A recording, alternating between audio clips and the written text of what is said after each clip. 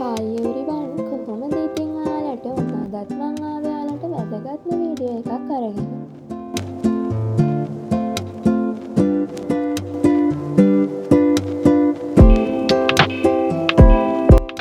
අද මං කතා කරන්න ඕනෙම එක්සෑම් එකකින් හොඳම රිසල්ට් ගන්න කොහොමද අපි වැඩ කරන්න කියලා.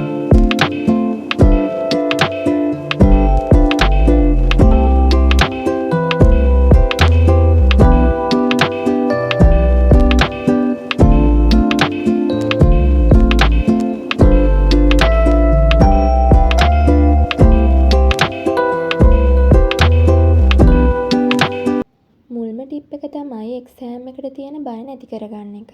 එක්සෑම් ලං වෙද්දී එන බය නිසා ඔයා කොච්චර හොඳට වැඩ කරන කෙනෙක් වුණත් ඔයාට හිතාගෙන ඉන්න රිසල්ට් එකට යන්න බැරි වෙන්න පුළුවන්. අපි කොච්චර හොඳට පාඩම් කරත් අපි එක්සෑම් හෝල් එකට ගිහින් පේපර් එක අතට ගත්ත ගමන් බය වෙනවා නම් අපි කොච්චර දැනගෙන හිටියත් අපි දන්න දේ වුණත් අපිට ඒ වෙලාවට හරියට ලියා ගන්න බැරි වෙනවා. මේ බය ඇති වෙන්න බලපාන ප්‍රධානම හේතුවක් තමයි මේ එක්සෑම් එකට යන්න කලින් අපි හිතනවා ලකුණු අඩු වුණොත් ගෙදර අය මොනා හිතයිද, නෑදෑය මොනා හිතයිද. ඒ විදියට අපි එක එක විදියට හිත අපි අපිට තියෙන ශක්තිය ගැනම අවිශ්වාස කරන්න පටන් ගන්නවා.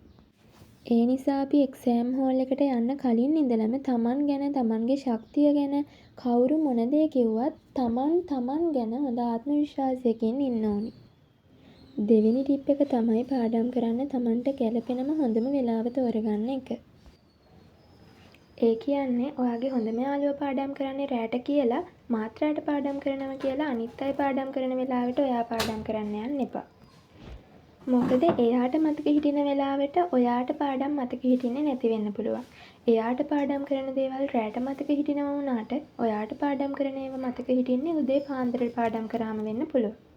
ඒ නිසා ඔයා ඒ ක්‍රම දෙකම try කරලා ඔයාට ගැළපෙන හොඳම වෙලාව ඔයා පාඩම් කරන්න තෝරගන්න.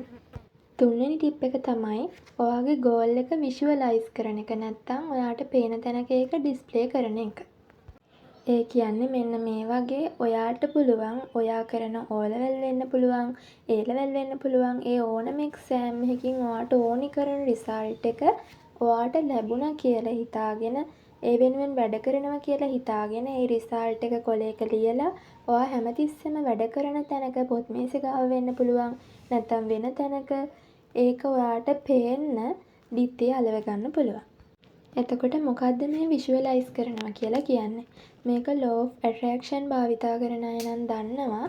මේ විෂුවලයිස් කරනවා කියලා කියන්නේ ඔයා දැන් ලියන්න ඉන්න එක්සෑම් එකෙන් ඔයාට අවශ්‍ය කරන රිසල්ට් එක ඔයාට ලැබුණා කියලා හිතාගෙන ඔයා ඒ රිසල්ට් එක ලැබුණට පස්සේ ඔයා හැසිරෙන විදිය, ඔයා සතුටු වෙන විදිය, ඔයා ගෙදර අයත් එක්ක ඒ සතුට බෙදා ගන්න විදිය, ඒ හැම දෙයක්ම ඔයා හිතින් හිතනවා. ඒකට තමයි අපි කියන්නේ විෂුවලයිස් කරනවා කියලා.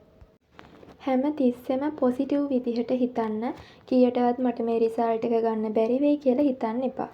මොකද තමන් ගැන විශ්වාසයෙන් වැඩ කරන්න ඕනේ. ඒ විශ්වාසය තියෙනවා නම් විතරයි අපිට ඕනි කරන රිසල්ට් එකට අපිට යන්න පුළුවන් වෙන්නේ. හතරවෙනි ටිප් එක තමයි පාඩම් කරන තැන පිළිවෙලට පිරිසිදුව තියාගන්න එක. තමන් පාඩම් කරන තැන අවුල් ජාලාවක් වගේ තියෙනවා නම් අපිට එතන නිදහසේ වැඩ කරන්න බෑ. ඒ නිසා තමන්ට අවශ්‍ය දේවල් විතරක් තියාගෙන ඔයා පාඩම් කරන තැන පිළිවෙලට ලස්සනට තියාගන්න. එතකොට ඔයාට දකින හැම වෙලාවෙම එතනට ගිහිල්ලා වැඩ කරන්න හිතෙනවා. ඔයාගේ ફોකස් එක 150කින් වැඩි කරන්න මේක එක හේතුවක් වෙනවා. පස්වෙනි ටිප් එක තමයි බලෙන් පාඩම් කරන්න යන්න එපා. මේක දැන් පාඩම් කරන්න අමාරුයි, ස්ට්‍රෙස් වගේ නම් බලෙන් පාඩම් කරලා මේක කොහොම හරි ඔලුවට දාගන්නවා කියලා හිතාගෙන පාඩම් කරන්න එපා. ඒ වෙලාවට විනාඩි 25කට සැරයක් වගේ පුංචි බ්‍රේක් එකක් අරගෙන ඔයාගේ මයින්ඩ් එක රිලැක්ස් වෙන දෙයක් කරන්න. ඔයාගේ මනස උනත් නිදහස්ව සතුටින් තියෙනවා නම් තමයි අපි පාඩම් කරන දේවල් ඉක්මනින්ම අපේ ඔලුවට යන්නේ. අන්තිම ටිප් එක තමයි තමන් ගැන විශ්වාස කරන එක. මට මේක කරන්න පුළුවන් කියන විශ්වාසය තියාගෙන වැඩ කරන්න. පවුල කෙනෙක් හරි නෑදෑයෙක් හරි ඔයාට ඕක කරන්න බෑ, ඔයා ඕක කරලා තේරුමක් නෑ, ඔය වගේ දේවල් කිව්වට ඒ දේවල් ගණන් ගන්නේ නැතුව ඔයා ඔයාගේ ටාගට් එක වෙනුවෙන් වැඩ කරන්න. ඔන්න ඔයත් අද ඉඳලා ඔය ටික ටික try කරලා බලන්නකෝ. ඉතින් මම මගේ අද වීඩියෝ එක මෙතනින් අවසන් කරනවා. ඔයාලට මේ වීඩියෝ එක වටිනවා කියලා හිතනවා නම් like එකක්, comment එකක් දාගෙන යන්න. ඉතින් ඉස්සරහටත් මේ වගේ වීඩියෝ දිගටම බලන්න කැමති නම් මගේ channel එක subscribe කරලා තියාගන්න කියලා ආදරයෙන් මතක් කරනවා. ඊළඟ වීඩියෝ එකත් අරන් ආයෙත් ඔයාලව හම්බෙනකන් ඔයාලා හැමෝම සතුටින් පරිස්සමින් ඉන්න කියලා කියනවා.